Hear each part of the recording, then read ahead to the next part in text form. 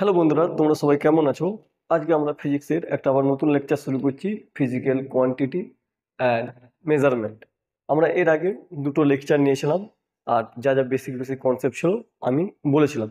অনেকটাই চ্যাপ্টারটা আগিয়ে গেছে। তোমরা যদি দুটো লেকচার দেখে না থাকো, দেখে নিও, তাহলে 3 নম্বর লেকচারটা বুঝতে অনেক সুবিধা হবে। তো 1 নম্বর লেকচারে আমরা কি করেছিলাম, রাশি সম্বন্ধে পড়েছিলাম, যে রাশি কাকে বলে, রাশি কয় প্রকার। তারপর ফান্ডামেন্টাল ইউনিট সম্বন্ধে পড়েছিলাম, ডিরাইভড ইউনিট সম্বন্ধে পড়েছিলাম। আজকে যে লেকচারে পড়বো, আজকে আর একটু বেসিক সম্বন্ধে আলোচনা করব। যে আমরা আগের দিন জেনেছিলাম যে মিটারের ডেফিনেশন কি হয়, 1 অ্যাস্ট্রোনমিক্যাল ইউনিট কি হয়, 1 লাইট ইয়ার কি হয়। তো এইসব ফান্ডামেন্টাল ইউনিট সম্বন্ধে জেনেছিলাম, আর আজকে আমরা আরেকটু বেশি করে জানার চেষ্টা করব। তাহলে আজকের যে আমাদের দুটো ফান্ডামেন্টাল ইউনিটের ডেফিনেশন জানবো, আর এদের সম্বন্ধে কিছু জানবো, তারপর আমরা কিছু প্রবলেম করব, তারপর কিছু আমরা ডাইমেনশন বার করব, আর কিছু ডাইমেনশন অ্যানালাইসিসের প্রবলেম করে আজকের লেকচারটা কি করে দেবো, শেষ করে দেবো। তো আজকের যেটা হেডিং নাও, লিখো হোয়াট ইজ 1 সেকেন্ড। কি বললাম বলো? What is 1 second. দেখো, যদি তোমার প্রথম দুটো লেকচার দেখে থাকো, সেখানে আমরা পড়েছিলাম যে ফান্ডামেন্টাল ইউনিট কোনগুলো থাকে বলো। একটা বলেছিলাম লেন্থ, আর লেন্থের ইউনিট কি হয়, মিটার। আমি সেকেন্ড 2 নম্বর ক্লাসে মিটার সম্বন্ধে আইডিয়া দিয়েছিলাম। দেখো তারপরে কি বলেছিলাম বলো, টাইম। কি বলেছিলাম বলো, টাইম। এটা একটা ফান্ডামেন্টাল ইউনিট, তাহলে এর ইউনিট কি হয়, সেকেন্ড। দেখো 2 নম্বর যে ফান্ডামেন্টাল ইউনিট পেয়েছি, তাকে আমরা কি করছি, ডিফাইন করছি। হোয়াট ইজ 1 সেকেন্ড বলছে। দেখো কি বলছি, 1 second is the time taken by 9192631170 oscillation by light emitted cesium 133 atom. দেখো জিনিসটা কি কি বললো, একটু আমরা একটু আইডিয়া করে নিই যে জিনিসটা কি বলতে চাইলো।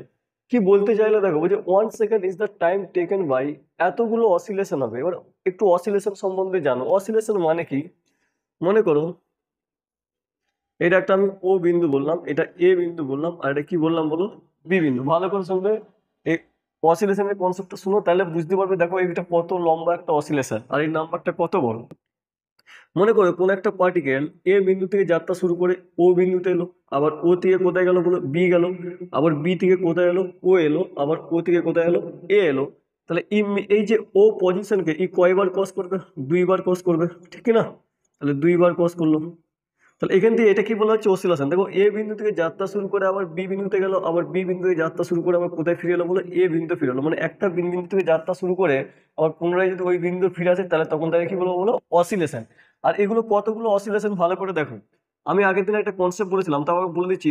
10⁻⁷ মানে কত করোড়, 1 করোড়। দেখবে যখন তোমরা ইউটিউবে দেখো, ইউটিউবে হামেশাই দেখো যে ইউটিউবে দেখবে যে সাবস্ক্রিপশন থেকে 1 মিলিয়ন। কি বললাম বলো, 1 মিলিয়ন মানে হচ্ছে 10⁻⁶। 1 মিলিয়ন মানে কত বললাম বলো, 10⁻⁶। আর যখন একটা শূন্য বাড়ি তুমি কত করোড় হয়ে যাবে, 1 করোড় হয়ে যাবে। আর 10⁻8 মানে কত বলতে পারি বলো তাহলে, 10 করোড়। আর 10⁻9 মানে কত বলো, 100 করোড়। দেখো এটা একটা, দুটো, তিনটে, চারটে, পাঁচটা, ছটা, সাতটা, আটটা, নটা, 10টা আছে প্রায়। লেগে কোথায় যাবো, 10⁻10 মানে হয়ে যাবে 1000 করোড়। তার মানে 1000 করোড়েরও বেশি কি হচ্ছে বলো, অসিলেশন হচ্ছে। মানে কোনো একটা পার্টিকেল 1 সেকেন্ডে এখান থেকে কতবার যাওয়া আসা করছে বলো, 1000 করোড় বার যাওয়া আসা করছে। মানে উইদিন 1 সেকেন্ডে যদি আমার মানে এতটুকু যদি অসিলেশন সম্পন্ন হয়, আর এই অসিলেশন সম্পন্ন হতে যতটুকু টাইম লাগবে সেটাকে কয় সেকেন্ড বলছি বলো, 1 সেকেন্ড। তার মানে ভেবে দেখো এতগুলো অসিলেশন মানে কি। অসিলেশন মানে কি বুঝলাম, কোন একটা পার্টিকেল এক বিন্দু থেকে যাত্রা শুরু করে আবার ওই বিন্দুতে ফিরে আসলে তাকে অসিলেশন বলে। আর এগুলো এই যে সিজিএম যে অ্যাটমের যদি এতগুলো অসিলেশন হতে যে সময় লাগবে তাকে কি বলছি বলো 1 সেকেন্ড। আর এগুলো কতগুলো অসিলেশন বললাম দেখো, প্রায় 1000 কোটি আছে। এটা মানে 10টা শূন্য আছে মানে 10টা শূন্য আছে মানে কত কোটি, 1000 কোটি। দেখো 1টা 2টো 3টে 4টে 5টা 6টা 7টা 8টা 9টা 10টা, তাহলে এটা কত হয়ে যাবে বলো 9000 করোড়। কত হয়ে যাবে 9000 করোড় প্রায়। তাহলে 9000 করোড় অসিলেশন সিজিএম 133 অ্যাটমের 9000 কোটি অসিলেশন হতে যেইটুকু সময় লাগবে সেটাকে কি বলা হচ্ছে বলো 1 সেকেন্ড। আশা করছি 1 সেকেন্ড সম্বন্ধে বুঝতে পেরেছো। দেখো বন্ধুরা, আমরা যে এই মাত্র একটা জিনিস পড়লাম যে হোয়াট ইজ 1 সেকেন্ড।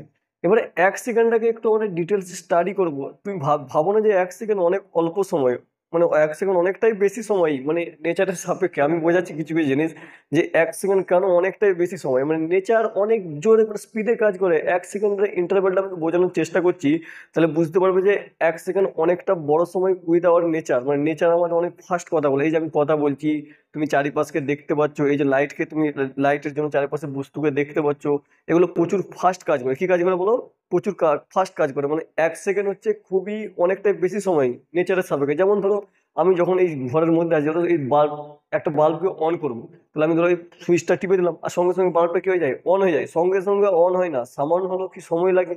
তাহলে এখানে দেখো 1 সেকেন্ডের অনেক কম সময় লাগছে।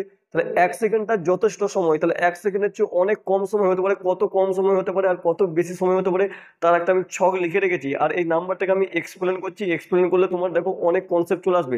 আর যখন তুমি নাম্বারকে ভালোভাবে বুঝতে পারবে না, নাম্বার বুঝে গেলে ফিজিক্সের অনেক জিনিস তুমি ফিল করতে পারবে। ইস এত বড় হতে পারে, মানে এত এত জিনিস হতে পারে, মানে চারিপাশে এত সুন্দর, মানে এত রোমান্টিজম থাকতে পারে। মানে তুমি যখন নাম্বার নিয়ে খেলবে না, নাম্বার নিয়ে খেলতে গেলে ফিজিক্স তোমার কি হবে, ইন্টারেস্ট চলে আসবে। এই জন্য প্রথম থেকে আমি কি করছি, বেশি করে নাম্বারের উপর ধ্যান দিচ্ছি। নাম্বার মানে পরীক্ষার নাম্বার আর বলছি না, এই যে বিরাট বিগ বিগ যে নাম্বারগুলো পাচ্ছি, এই নাম্বারগুলোর উপর কি করছি বলো, ধ্যান দিচ্ছি। কারণ এগুলো ধ্যান দেওয়া খুবই দরকার, তাহলে তোমার ফিজিক্সের প্রতি ইন্টারেস্ট বাড়তে থাকবে। দেখো বলছে some approximate measurement and time interval in second. বলছে লাইফ টাইম অফ প্রোটন, বলছে প্রেডিক্টেড, মানে এটা আশা করা যায় যে লাইফ টাইম প্রোটনের যে জীবনকাল সেটা কতদিন হবে, মানে কত দিন হবে, মানে কত সেকেন্ড হবে। বলছে 3 × 10⁻40 সেকেন্ড। আচ্ছা এই নাম্বারটা তুমি একটা ফিল করতে থাকবে বাড়িতে বসে যে এটা কত বড় হতে পারে, কত সেকেন্ড হতে পারে। দেখো আমি একটা সিম্পলি ফিল দিচ্ছি। 10⁻7 মানে বললাম কত করোড় বলো, 1 করোড়। 10⁻8 মানে কত বলো, 10 করোড় হবে। আচ্ছা 10⁻9 মানে কত হবে, 100 করোড় হবে। আচ্ছা 10⁻10 মানে কত হবে বলো, 1000 করোড় হবে। আচ্ছা 10⁻11 মানে কত হবে বলো, 10,000 করোড় হবে, ঠিক না? আর 10⁻12 মানে কত হবে, 1,00,000 করোড় হবে। তাহলে এবারে দেখো আমাকে যেতে হবে 10⁻14, মানে এই নাম্বারটা ভেবে দেখো কত বড়, অনেক বড় অনেক বড় অনেক বড় অনেক বড় অনেক বড় অনেক বড়। তাহলে বুঝতে পারছো 10⁻40 কত নাম্বার, অনেক বড় নাম্বার। মানে এটা অনেক কোটি কোটি কোটি কোটি কোটি কোটি কোটি কোটি কোটি কোটি কোটি কোটি কোটি সেকেন্ড। আর এটা হচ্ছে প্রোটনের লাইফ টাইম প্রেডিক্টেড। আচ্ছা similarly life time of universe, আমাদের যে মিল্কি ওয়ে ইউনিভার্স নাকি তার কত বলো, বলছে 5 × 10⁻17। এই নাম্বারটা অনেক হিউজ নাম্বার। ওই লাইফ টাইম অফ হিউম্যান, মানে আমাদের যে মানব জাতি মিনিমাম যে কত সেকেন্ড বাঁচতে পারবে সেটা কত বলো, 2 × 10⁹। বলছে life time of one heartbeat. এই যে ধরো আমাদের যে হার্টবিট হচ্ছে, এই একবার এরকম করে উঠলো আর নামলো, এর যে ইন্টারভ্যাল সেটা হচ্ছে 8 × 10⁻−1। এটা ভালো করে বোঝার চেষ্টা করো। দেখো 8 × 10⁻−1 মানে লিখতে পারি 8/10, মানে 0.8 সেকেন্ড। মানে একটা হার্টবিট কমপ্লিট হতে 1 সেকেন্ড সময় লাগে না। কত সময় সময় লাগে, 0.8 সেকেন্ড, মানে 1 সেকেন্ডের কম। তাহলে একটা হার্টবিট হলো, তার জন্য কত সময় লাগে বলো, 0.8 সেকেন্ড। তাহলে বুঝতে পারলে দেখো আমাদের যে বডি দেখো, তাহলে এখন তুমি বুঝতে পারছো যে 1 সেকেন্ড সময়টা অনেকটাই বেশি। কারণ দেখো 0.8 সেকেন্ড তোমার একটা হার্টবিট হচ্ছে, আর ওই যে হার্টবিটটা যদি আমার বন্ধ হয়ে যায় আমি মরে যাবো না। তাহলে উইদিন 1 সেকেন্ডের মধ্যে আমি দেখো 1 সেকেন্ডের কম সময়ের মধ্যে কি হতে পারে, আমি মরে যেতে পারি। কারণ আমার যদি হার্টবিট যদি বন্ধ হয়ে যায়, আর একটা হার্টবিটের জন্য টাইম ইন্টারভ্যাল কত লাগছে বলো, 0.8 সেকেন্ড। তাহলে এই 0.8 সেকেন্ডের মধ্যে যদি আমার হার্টবিটটা কি হয়ে যেতে পারে, বন্ধ হয়ে যেতে পারে, তার মানে আমি মরে যেতে পারি। তাহলে আমি 1 সেকেন্ডের কম সময় কি করে দেবো, মরে যেতে পারি।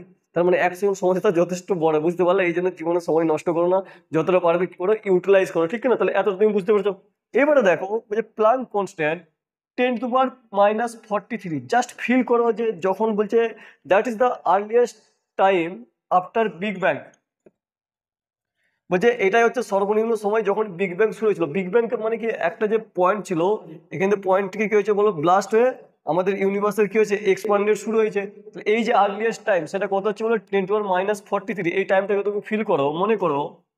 আচ্ছা 10⁻1 ইকাল টু কি লিখতে পারি বলো, 1/10। এর সিম্পল মানে হচ্ছে, মনে করো এই টোটালটা হচ্ছে 1 সেকেন্ড, আর একে যদি আমি 10 ভাগে ভাগ করি, কয় ভাগে ভাগ করি বলো, 10 ভাগে, তাহলে এর একটা ভাগকে বলবো 10⁻1। তার মানে আমি এখান থেকে বা সিম্পলি বলতে পারি 0.1 সেকেন্ড। তাহলে মানে 10⁻1 মানে 1 সেকেন্ড ছিল। 1 সেকেন্ডে আমি 10 ভাগে ভাগ করলাম, আর 10 ভাগের ওই একটা ভাগকে 10⁻1 বলছি। তুমি আরো সিম্পলি বুঝো, মনে করো তোমার কাছে একটা আপেল আছে, কি আছে বলো, আপেল আছে। আচ্ছা আপেলটাকে আমি একটা আপেল বললাম, এবার আপেলটাকে কি করলাম, 10 ভাগ করলাম, কয় ভাগ করলাম বলো, 10 ভাগ। তাহলে একটা ভাগকে বলবো 1/10 আপেলটার সাপেক্ষে। তাহলে 1/10 মানে বুঝতে পেরেছো, তাহলে আপেলটাকে কয় ভাগ করছি, 10 ভাগে। সিমিলারলি মনে করো বললাম 10⁻², মানে এটা 1/100। দেখো এটা হয়ে যাবে 0.01 সেকেন্ড। তাহলে এর সিম্পলি বাংলা মানে কি, মনে করো তোমার কাছে যে আপেলটা ছিল, এখন তুমি এটা কটা ভাগে ভাগ করছো, 100 ভাগে ভাগ করছো, আর ওই 100 ভাগের একটা ভাগকে বলছি 1/100। তাহলে সিমিলারলি যদি আমি 10⁻³ করি, তাহলে 1 বাই কত হয়ে যাবে বলো, 1000 হয়ে যাবে। তাহলে এখন আপেলটাকে আমি কত ভাগে ভাগ করছি, 1000 ভাগে ভাগ করছি, তাহলে একটা ভাগকে বলছি 1/1000। তো সিমিলারলি দেখো এখানে কত করে বলো, 10⁻³ মানে আমার কত ভাগ করতে বলো, কোটি কোটি কোটি কোটি কোটি কোটি কোটি কোটি কোটি কোটি কোটি যদি ভাগ করি, তাহলে তার একটা সামান্য মানে খুবই ক্ষুদ্র হবে। তো সিমিলারলি দেখো এই 1 সেকেন্ডের এইটাকে যদি আমি 10⁻43 করি 1 সেকেন্ড মানে, তাহলে আমাকে 1 সেকেন্ডকে কত কোটি কোটি কোটি কোটি কোটি কোটি কোটি কোটি ভাগ করতে হবে, বুঝতে পেরেছো? আর ওইটুকু সামান্য সময়, তার মানে আমি এখান থেকে বুঝতে পারলাম যে উইথ রেসপেক্ট টু 1 সেকেন্ড আর 10⁻43 হচ্ছে, তাহলে এর মানে এই সময়টা খুবই নগণ্য। আর 1 সেকেন্ড কি অনেক বড়, কারণ 1 সেকেন্ডের কে যদি আমি কোটি কোটি কোটি কোটি কোটি কোটি ভাবে ভাগ করি, তাহলে তার একটু সময় হবে 10⁻43 সেকেন্ড দিয়ে কি হয়েছে, এই সময়ের মধ্যে আমার কি হয়েছে বলো, ইউনিভার্স সৃষ্টি হতে শুরু করেছে আফটার বিগ ব্যাং। বুঝতে পেরেছো আশা করছি টাইম সম্বন্ধে তোমার অনেকটাই কি হয়েছে বলো, কনসেপ্ট ক্লিয়ার হয়েছে। তাহলে নেক্সট কনসেপ্ট আমরা পড়বো মাস।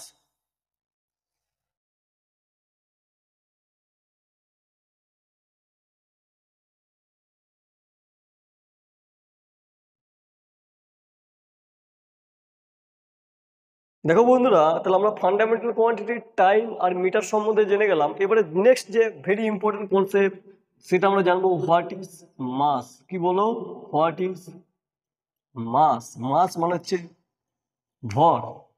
বলছি ভর কি, ভর কি বলছে দেখো, বলছে প্রকৃতিতে কোনো বস্তু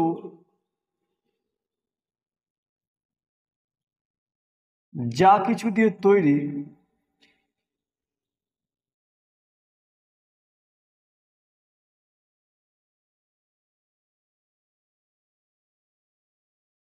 তাকে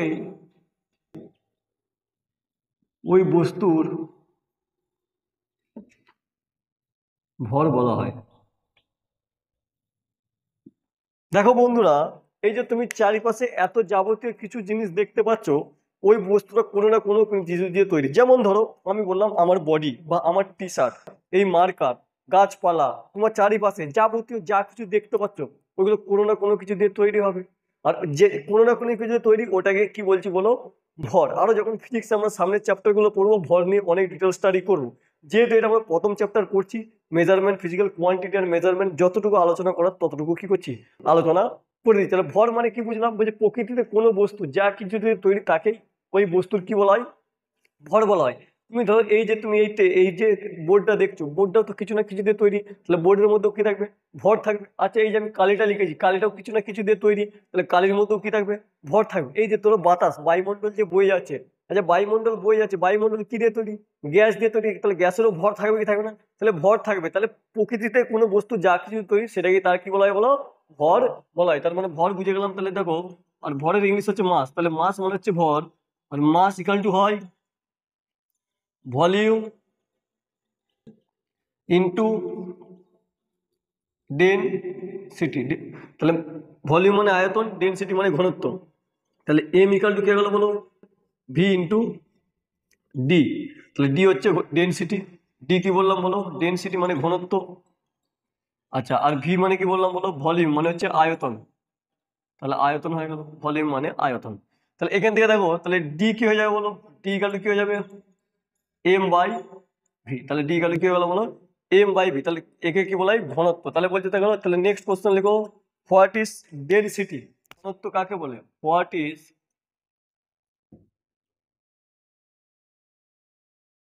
ডেনসিটি। দেখো ডি মানে কি বলো এম বাই ভি। তাহলে একক আয়তনের ভরকে কি বলবো, ঘনত্ব বলবো। মনে করো তোমার কাছে একটা বস্তু আছে আর এই বস্তুর আমি আয়তন বললাম ভি, কি বললাম বলো ভি, আর এর ভর বললাম এম। তাহলে বলতে পারি ভি আয়তনের যে ভর হবে সেটা কি হবে এম হবে। তাহলে একক আয়তনের যে ভর হবে সেটা কি হবে বলো এম বাই ভি হবে। আর এম বাই ভি কে আমরা কি বলছি বলো ঘনত্ব বলছি না। তাহলে সিম্পল লিখতে পারি ডি গেল কি বলতে পারি বলো বলো এম বাই ভি। তার মানে বলতে পারি একক আয়তনের ভরকে কি বলা হয় ঘনত্ব। তাহলে বলতে পারি mass of per unit volume is called density. দেখো তাহলে আমরা ঘনত্ব সম্বন্ধে জেনে গেলাম। তাহলে ঘনত্ব কাকে বললাম mass of per unit volume is called density. মানে একক আয়তনের যে ভর সেটাকে কি বলা হচ্ছে বলো ঘনত্ব বলা হচ্ছে। তার মানে ঘনত্ব মানে কি বুঝলাম, ঘনত্ব মানে একটা ভর। কেমন ভর, একক আয়তনের ভর। দেখো তোমাকে আমি কোনো কিছু মুখস্থ করাচ্ছি না, আমি কি করছি ডেফিনেশন। আমি যে এখানে ভর ইকাল কি জানলাম বলো ভলিউম ইন্টু ডেনসিটি। এবার ডেনসিটি করলে কি পেলাম বলো মাস বাই আয়তন। তার মানে এটা যে দেখলাম যে এটা কি বললাম একক আয়তনের কি ভর, আর সেটাকে কি বলছি কি বলো আর একক আয়তনের ভরকে আমি কি বলছি ঘনত্ব বলছি। তাহলে এখান থেকে আমি ডেফিনেশন লিখলাম mass of per unit volume is called density. আশা করছি এতটা পর্যন্ত বুঝতে পেরেছো। আর একটা সিম্পল কনসেপ্ট লিখে নাও, ওয়ান এ এম ইউ। এ মানে অ্যাটমিক, এম মানে মাস, ইউনিট। তাহলে বলতে পারি ওয়ান অ্যাটমিক মাস ইউনিট। এগুলো দেখো সব বন্ধুরা ডিটেলসে স্টাডি করবো।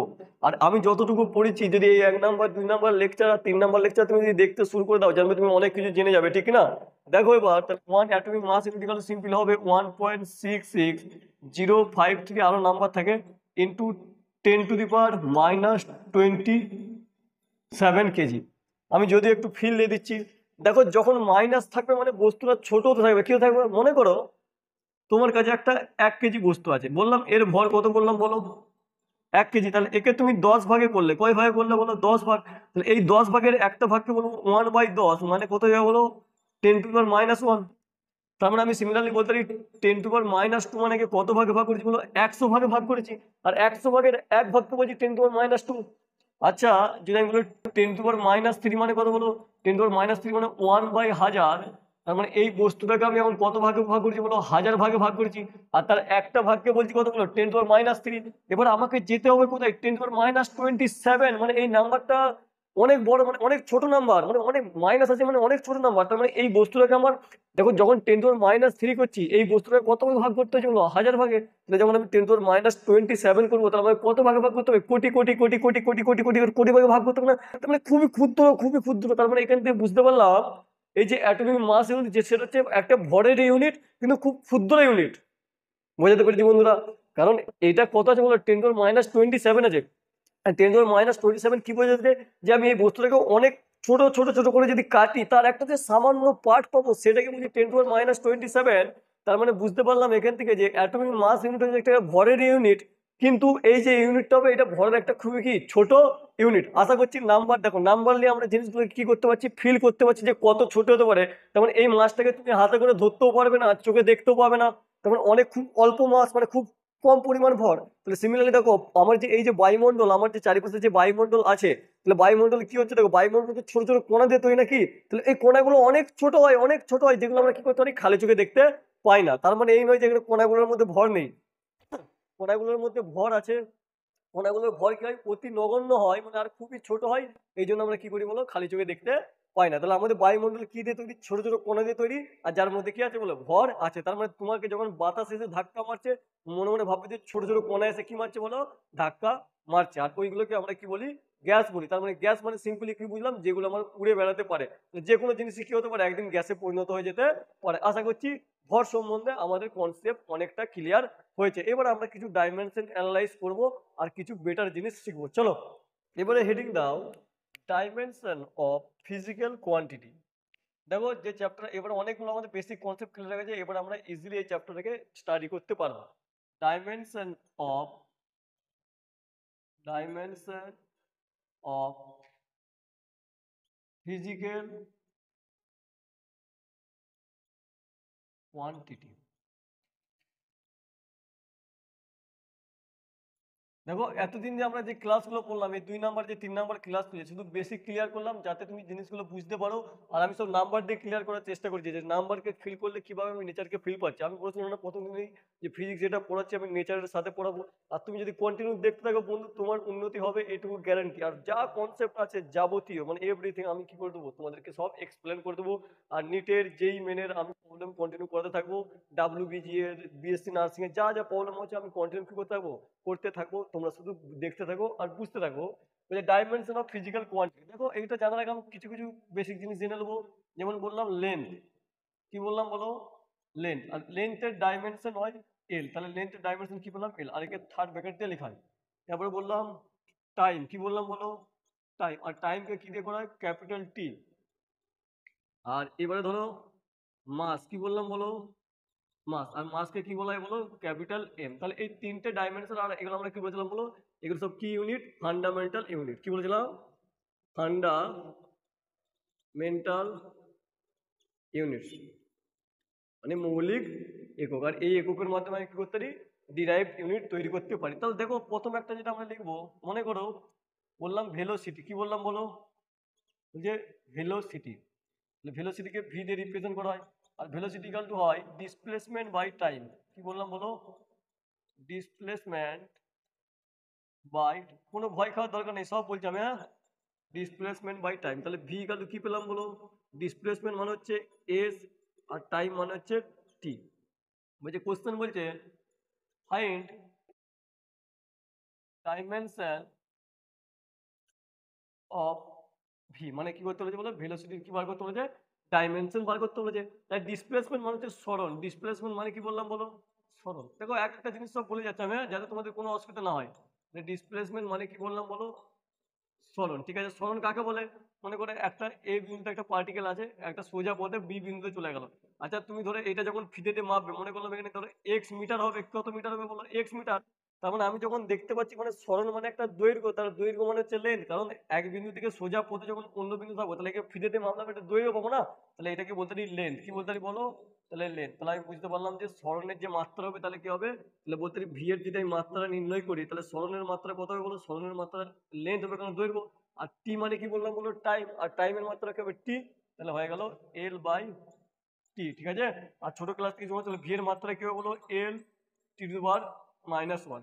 আর এটা বললাম দেখো টি টু পাওয়ার -1 কেন হবে, যদি ধরো 1/x আছে, কি আছে বললাম বলো, তাহলে এ উপরে উঠে গেলে এক্স টু -1 হয়ে যাবে। তুমি ধরো 1/t আছে, তাহলে টি উপরে উঠে গেলে টি টু পাওয়ার কত যাবে বলো, -1। তাহলে আমরা কি বললাম বলো, বেগের মাত্রা কি বললাম, এল টি টু পাওয়ার -2। তো চলো সিমিলারলি আমরা এবার ত্বরণের মাত্রা বার করবো। কিছু কিছু ধরো মাত্রা তোমাদেরকে শিখিয়ে দিচ্ছি, তাহলে কনসেপ্ট তোমাদের সব ক্লিয়ার থাকবে। এবারে বলছে ত্বরণের মাত্রা, বলছে find find dimension of acceleration. আচ্ছা অ্যাক্সেলারেশন এ মানে হয় ভি বাই টি, তাহলে ভি মানে ভেলোসিটি, টি মানে টাইম। আচ্ছা বলো ভেলোসিটির মাত্রা কত পেলে, এই মাত্র ভেলোসিটির মাত্রা এটা পেলে, তাহলে বস করে দাও, তাহলে এল টি টু পাওয়ার -1। আর টি মানে টাইম, তাহলে নিচে টি হবে। বুঝতে পারছো বন্ধুরা, কারণ দেখো এই মাত্র একটু ভি এর মাত্রা বার করলাম, এল টি টু পাওয়ার -1। আর অ্যাক্সেলারেশন মানে কি বললাম বলো, ভি বাই টি। আর ভি এর মাত্রা কত বলো, এল টি টু পাওয়ার -1, আর টি এর মাত্রা কি হবে, টি হবে। তাহলে আমি বলতে পারি এল টি টু পাওয়ার -1। আচ্ছা টিটা যদি উপরে উঠে যায়, এটাও কত যাবে বলো, টি ইনভার্স হয়ে যাবে। তাহলে এখানে সিম্পলি কত পাবো বলো, এল টি টু পাওয়ার -2। তাহলে এটা কার মাত্রা পেয়ে গেলাম বলো, ত্বরণের মাত্রা পেয়ে গেলাম। আরো ধরো 2-3টে ক্যালকুলেশন করছি, দেখো আস্তে আস্তে সব মাথায় ঢুকে যাবে। তাহলে এই দিকটা মুছে দিচ্ছে, হ্যাঁ? তাহলে ত্বরণের মাত্রা কি হয়ে গেল বলো, এল টি টু পাওয়ার -2, আর বেগের মাত্রা এল টি টু পাওয়ার -1।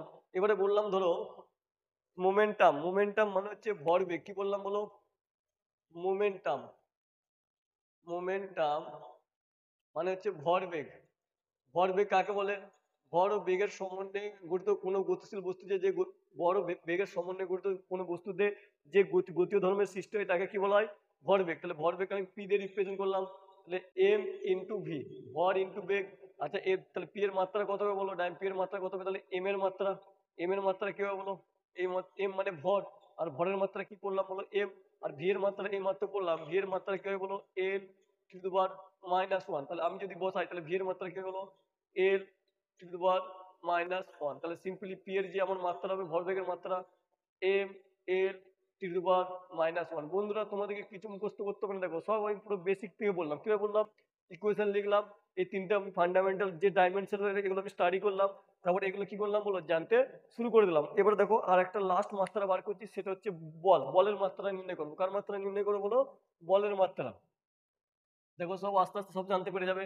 ওই যে বলের মাত্রা নির্ণয় করো, তাহলে বল বলছে find find the dimension of force. বলের মাত্রা বার করতে বলেছে। দেখো তাহলে বল ইকাল টু কি হয় বলবো ভর ইন্টু ত্বরণ, কি হয় বলো ভর ইন্টু ত্বরণ, ঠিক আছে। তাহলে এফ ইকাল টু কি বললাম বলো এম ইন্টু এ। আর এই মাত্রা পেলাম যে এর যে মাত্রা কত হয় বলো এল টু দি পাওয়ার -2। তাহলে এর মাত্রা আর এম এর মাত্রা এম হয়, তাহলে এখানে বস করে দাও। তাহলে এম এর জায়গায় কত বস করলাম বলো এম এম এম এম এর জায়গায় তো এম বসাতে হবে না, দেখো এই তো এম ভরের যে মাত্রা এম হয়, আর এর মাত্রা কত হয় বলো এল টু দি পাওয়ার -2। তাহলে বস করে দাও। তাহলে এল টু দি পাওয়ার -2। তাহলে আমি কত ডাইমেনশন মাত্রা কত পেলাম বলো M L to the power -2। আশা করছি এই যে তুমি ডাইমেনশন অ্যানালাইসিস অনেকটা বুঝতে পেরেছো যে একটা ফিজিক্যাল কোয়ান্টিটি কিভাবে ডাইমেনশন বার করবো। তাহলে আমাদের চ্যাপ্টারটা অনেকটা দূর আগে গেছি। চলো কিছু প্রবলেম করি, প্রবলেম করার পর আজকে আমরা এই চ্যাপ্টারটা আজকের এই লেকচারটা কি করে দেবো শেষ করে দেবো। আর এই চ্যাপ্টার মোটামুটি দুটো লেকচার লাগবে, তাহলে তোমার A to Z কি হয়ে যাবে কনসেপ্ট ক্লিয়ার হয়ে যাবে। চলো আজকে আমরা আর কিছু একটা প্রবলেম করি। আর একটা ফর্মুলা আছে জেনারেলি যে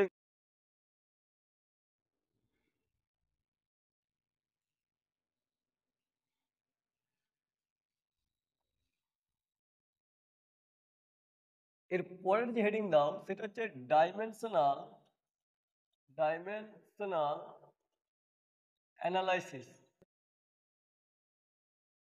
বলছে ডাইমেনশনাল হচ্ছে যে হোমোজিনিটি হয়, কি হয় বলো হোমোজিনিটি। আমি বোঝাচ্ছি হোমোজিনিটি কি জিনিস।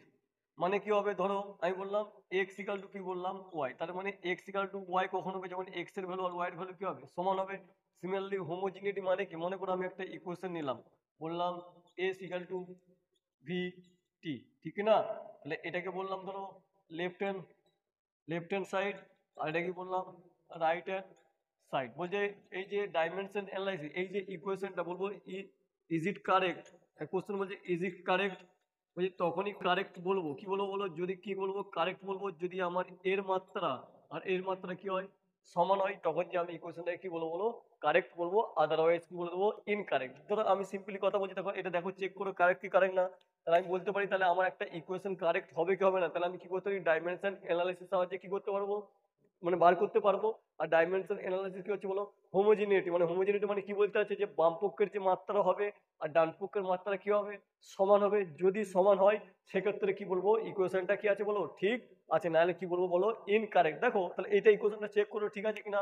মনে করে দেওয়া আছে কোশ্চেন কি আছে বলো S equal to V T, আর এস মানে কি বললাম বলো ডিসপ্লেসমেন্ট মানে সরণ, তাহলে এস মানে কি বললাম ডিসপ্লেসমেন্ট, ঠিক আছে। তাহলে সরণ হয়ে গেল। আর ভি মানে কি ভি মানে ভেলোসিটি, কি বললাম বলো ভি মানে ভেলোসিটি। আর টি মানে বন্ধুরা তোমরা সবাই জানো টি মানে কি বলো টাইম, ঠিক না।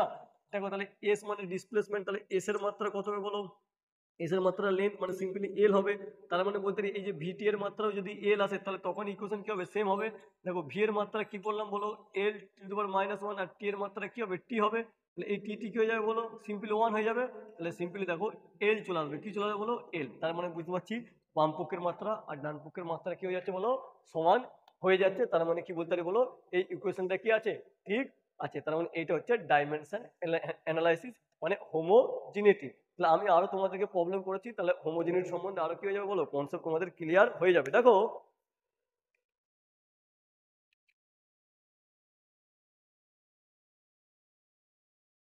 চলো তাহলে কোশ্চেন করছি তোমরা একটু ট্রাই করবে, ঠিক আছে। দেখো 2 নম্বর কোশ্চেন লিখো হোমোজিনিটি ডাইমেনশনাল আশা করছি বুঝতে পেরে গেছো, আর হোমোজিনিটি বুঝতে পেরে গেছো। তাহলে এবার কোশ্চেন লিখো কিছু।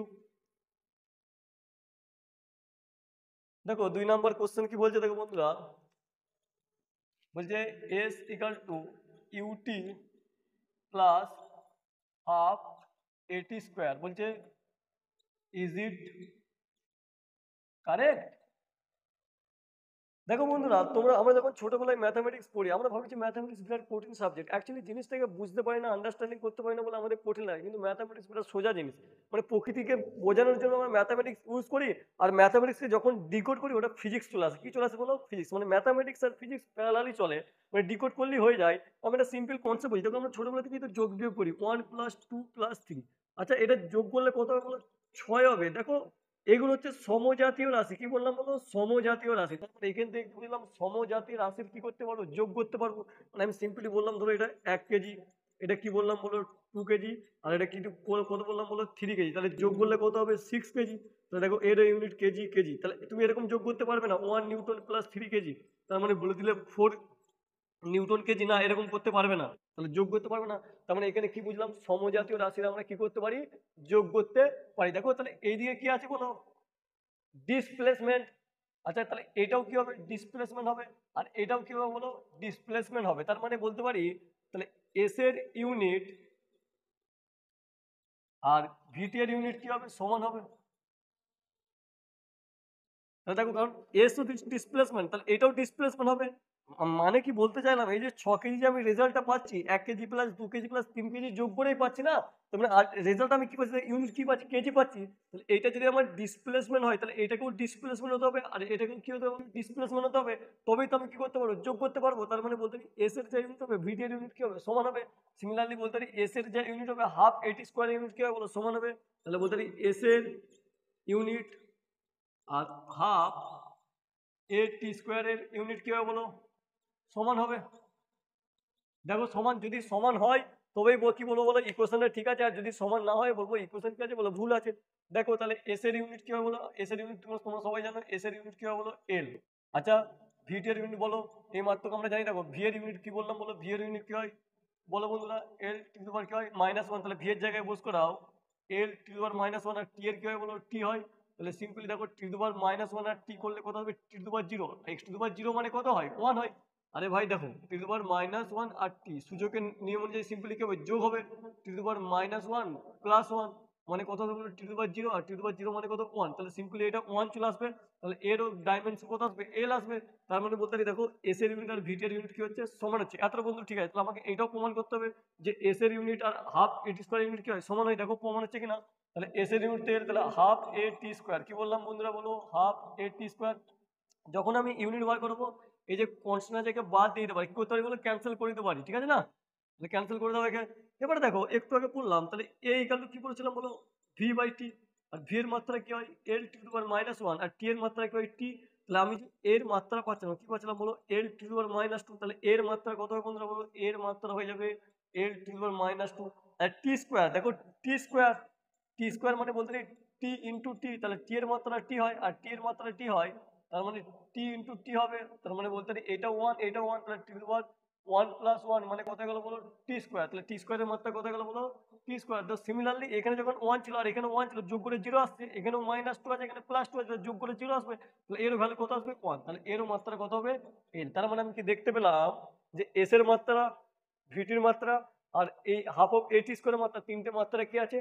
এক আছে। তার মানে কি বলতে পারি বলো? এই ইকুয়েশনটা কি আছে? ঠিক আছে। বললাম তাহলে এখানে অ্যান্সার কি হবে? Yes. Is it correct? Obviously is it correct. আশা করছি ডাইমেনশন অ্যানালাইসিস অনেকটা কি করতে পেরেছো বুঝতে পেরেছো। চলো আরো প্রবলেম করি।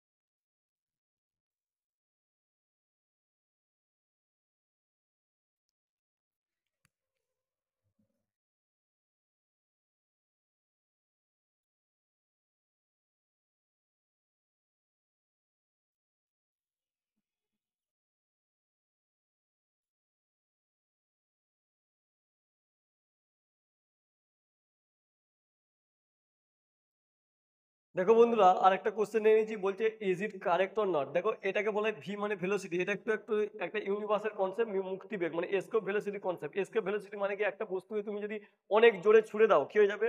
পৃথিবীর বাইরে চলে যাবে। মনে করো তোমার বয়ফ্রেন্ডের সাথে বা তোমার যে গার্লফ্রেন্ড আছে তোমার বিরাট ঝগড়া হয়েছে, কি হয়েছে, তুমি কি বললো ওকে পৃথিবীতে রাখবে না, তাহলে তুমি যদি ওকে এই মুক্তি বেগে যদি ছুড়ে দিতে পারো, কি করতে পারো, এই জুম করে ছুড়ে দাও, তাহলে কি হয়ে যাবে, পৃথিবীর বাইরে চলে যাবে, মানে ও কোনোদিন আর ফিরে আসবে না, মানে মহাকাশের শূন্যে চলে যাবে। তাহলে কোনো বস্তুকে কি করতে পারি, যদি আমি একটা নির্দিষ্ট স্পিড দিই, তাহলে কি করতে পারবো বলো, পৃথিবীর বাইরে কি করতে পারবো, বার করতে পারবো। যখন ধরো আমি কোনো রকেট বা রকেটকে যখন আমরা পৃথিবীর বাইরে নিয়ে যাই, তাহলে একে মুক্তি বেগের বেশি বেগ দিতে হবে, না দিলে কি করবে, পৃথিবী আবার কি করবে, নিজের দিয়ে টেনে নিবে। এই জন্য তোমার রকেটকে ছাড়তে একটা মিনিমাম কি লাগে বলো, মুক্তিবেগ লাগে। তাহলে মুক্তিবেগ দিলেই কি হবে, আমার পৃথিবী ছেড়ে বেরিয়ে চলে যাবে। এই জন্য চাঁদে বায়ুমণ্ডল কম থাকে। চাঁদে বায়ুমণ্ডল কেন কম থাকে, দেখো চাঁদের যে গ্যাসগুলো থাকে, আর চাঁদের ভর কি হয় বলো, কম হয়। আর চাঁদের যেহেতু ভর কম হয় না, এই জন্য মহাকর্ষ বলও কম হয়, এই জন্য গ্যাসগুলো কি হয়ে গেছে, উড়ে মহাকাশে চলে গেছে। এই জন্য চাঁদে বায়ুমণ্ডল কি থাকে বলো, কম থাকে। তাহলে আপাতত এগুলো আমরা অনেক ডিটেল স্টাডি করবো, আমি শুধুমাত্র এই ইকুয়েশনটাকে বোঝানোর জন্য বলে যাচ্ছি। দেখো কিভাবে এই কোয়েশ্চেনটা অ্যান্সার করছি। তাহলে ভি হচ্ছে ভেলোসিটি অফ অবজেক্টের যে বেগ। আচ্ছা, জি হচ্ছে গ্র্যাভিটেশনাল কনস্ট্যান্ট, কি বললাম বলো, গ্র্যাভিটেশনাল কনস্ট্যান্ট, ঠিক আছে। আর আর হচ্ছে রেডিয়াস অফ দা প্ল্যানেট, মানে যে প্ল্যানেট হবে ওই প্ল্যানেটের রেডিয়াস হবে। যদি পৃথিবী হয় পৃথিবীর রেডিয়াস হবে, যদি চাঁদ হয় চাঁদের রেডিয়াস হবে, যদি সূর্য হয় সূর্যের রেডিয়াস হবে। আচ্ছা, আর হচ্ছে এম কি বললাম বলো, mass of the planet not object. এর বাংলা মানে কি, দেখো যেহেতু এখানে আমার অবজেক্টের ভর নেই, তার মানে তুমি কোনো বস্তু, একটা হাতি, একটা পিঁমড়ে, যে কোনো বস্তু হোক না কেন, ওকে যদি দুজনকে যদি মুক্তি বেগে ছুড়ে দাও, কে যাবে, পৃথিবীর বাইরে অটোমেটিক হয়ে যাবে, বেরিয়ে যাবে। তাহলে কোনো বস্তুর উপর আমার বস্তুর ভর কত ছোট হবে বা বড় হবে, মুক্তিবেগ তার উপর কি করে নির্ভর করে না। অ্যাকচুয়ালি মুক্তিবেগ কার উপর নির্ভর করে, যে প্ল্যানেটে আছি তার ভরের উপর কি করে বলো, নির্ভর করে। মানে আমি সিম্পলি বুঝলাম, একটা পিঁমড়ের জন্য, একটা হাতির জন্য, একটা বড় বাড়ির জন্য, সবার জন্য মুক্তিবেগ কি হয়ে যাবে, একই হবে। মানে পৃথিবীর, দেখো পৃথিবীর ভরের উপর ডিপেন্ড করছে। তাহলে পৃথিবীর সবাইকে কি হচ্ছে, সবার জন্য একই মুক্তিবেগ দিয়ে রেখেছে, মানে সবাইকে সমান মুক্তিবেগ দিয়েছে, সমানভাবে ভালোবাসা দিয়ে রেখেছে। কি বললাম বুঝতে পেরেছে? তো দেখো এই কোশ্চেনটা ঠিক হচ্ছে কি হচ্ছে না। এবারে দেখো, তাহলে আমরা জানি যে ভি এর মাত্রা, তাহলে ভি এর মাত্রা কত হয় বলো, এল টু দি পাওয়ার -1। তাহলে এই যে পুরো রুটের ভিতরে যে মাত্রাটা, সেটা কত আসতে হবে, এল টু দি পাওয়ার -1 আসতে হবে। তাহলে আগে আমরা এইটুকু মাত্রা ক্যালকুলেশন করো, টু, এবং এইটুকু মাত্রা ক্যালকুলেশন করতে 2 জিএম বাই আর, তাহলে 2 কনস্ট্যান্ট, তাহলে আমরা শুধুমাত্র কি করবো বলো, জিএম বাই আর করবো। এবারে তুমি জি এর মাত্রা কোথা থেকে পাবে, দেখো একটা গ্র্যাভিটির ফর্মুলা আছে, F equal to G m1 m2 by কত বলো, আর স্কোয়ার, ঠিক না। দেখো এফ এর মাত্রা কি হবে বলো, তাহলে জি ইকাল টু কি হবে বলো, F R square m1 m2। তাহলে এফ এর মাত্রা কি হবে বলো, M L to the power -2, একটু আগে করলাম বলের যে মাত্রা হয়। আচ্ছা, আর মানে কত হবে বলো, এল স্কোয়ার, আর এটা এম আর এম হয়ে যাবে, মানে হয়ে যাবে এম এ স্কোয়ার হয়ে যাবে। তাহলে একটা এম কি হলো, মরে গেল। তাহলে সিম্পলি কত হবে দেখো, তাহলে এম ইনভার্স, আমি একটা স্টেপ করে দিচ্ছি, তাহলে হয়ে যাবে এল টু দি পাওয়ার -2। তাহলে এল এল গুণ করলে এল কি হয়ে যাবে, টু দি পাওয়ার -2 আছে। আর এবারে দেখো এটা আছে, নিচে কি আছে বলো, এম আছে, কি আছে বলো, এম। তাহলে উপরে উঠিয়ে দাও, তাহলে কত যাবে বলো, M inverse L Q to the power -2, কারণ এমটা উপরে উঠে গেল। আর দেখো তাহলে জি হয়ে গেল, আর উপরে দেখো এম আছে, তাহলে এটা দেখো আমি জি এর মাত্রা পেলাম। তাহলে জি এর মাত্রা কত পেলাম বলো, M inverse L Q to the power -2। আচ্ছা, এম এর মাত্রা কত বলো, এম এর মাত্রা এম হয়। দেখো বন্ধুরা, তাহলে নিচে আর আর মানে এটাও একটা লেন্থ, তার মানে এটাও কত হবে বলো, এল হয়ে যাবে। তাহলে সোজা দেখো আমি কিছুই করিনি, দেখো একটা তোমার ক্লাস 9-এ পড়ে এসছো যে এফ ইকুয়াল কি হয়, জি m1 m2 বাই কত, আর স্কয়ার। তাহলে এখান থেকে কার মাত্রা ফাইন্ড করলাম, জি এর মাত্রা। তাহলে জি এর মাত্রা এখানে কি করলাম, বসিয়ে দিলাম। আর এম মানে কার মাত্রা বলো, ভরের মাত্রা বসিয়ে দিলাম। আর মানে কি, লেন্থ, আর লেন্থের মাত্রা কি হবে বলো, এল হয়। তাহলে দেখো দেখো এম ইনভার্স আর এম, এই দুটো গুণ করলে সিম্পলি কত আসবে, 1 আসবে। আর তাহলে আমি সিম্পলি পাবো দেখো, L Q to the power -2 divide by L. তাহলে একটা এল এল কি হয়ে যাবে, মারা যাবে। তাহলে সিম্পলি কত পাবো বলো, এল স্কোয়ার টু দি পাওয়ার -2। আশা করছি এতটা পর্যন্ত বুঝতে পেরেছো। তাহলে এখানে দেখো, তাহলে আমি বলতে পারি এর যে মাত্রা হবে √2 জিএম বাই আর, এর সিম্পলি মাত্রা কত হবে বলো, এল স্কোয়ার টু দি পাওয়ার -2। তাহলে একে আমি সিম্পলি লিখতে পারতাম বন্ধুরা, কি লিখতে পারতাম বলো, এল টু দি পাওয়ার -1 তা হোল স্কোয়ার। কারণ এটা স্কোয়ার আছে, এটা টু দি পাওয়ার -2 আছে, তাহলে স্কোয়ার লিখতে পারি। তাহলে সিম্পলি কত বেরিয়ে যাবে বলো, L to the power minus one. দেখো তার মানে এই পুরোটার মাত্রা আর এর মাত্রা কি হয়ে গেছে বলো, সমান হচ্ছে। তার মানে বলতে পারি আমার ডান পক্ষ হোমোজিনিটি কি করছে, অ্যাকসেপ্ট করছে। তার মানে বলতে পারি কি বলো বলো, এই ইকুয়েশনটা কি হবে, কারেক্ট হবে। তাহলে অ্যান্সার কি হবে বলো, ইয়েস। তাহলে আজকের ক্লাস এই পর্যন্তই থাকলো। যদি ভালো লেগেছে সত্যি করে লাইক অ্যান্ড শেয়ার করে দিও। দেখো যা ডিটেলস কনসেপ্ট ছিল আমি প্রত্যেকটা বেসিক বেসিক জিনিস দিয়ে বলছি, আর তুমি কন্টিনিউ একবার ফলো করতে থাকো, তোর ফিজিক্স সম্বন্ধে অনেক আইডিয়া চলে আসবে। যদি ভালো লাগে লাইক অ্যান্ড সাবস্ক্রাইব করে দিও। Thank you very much. চলো টাটা, বাই বাই।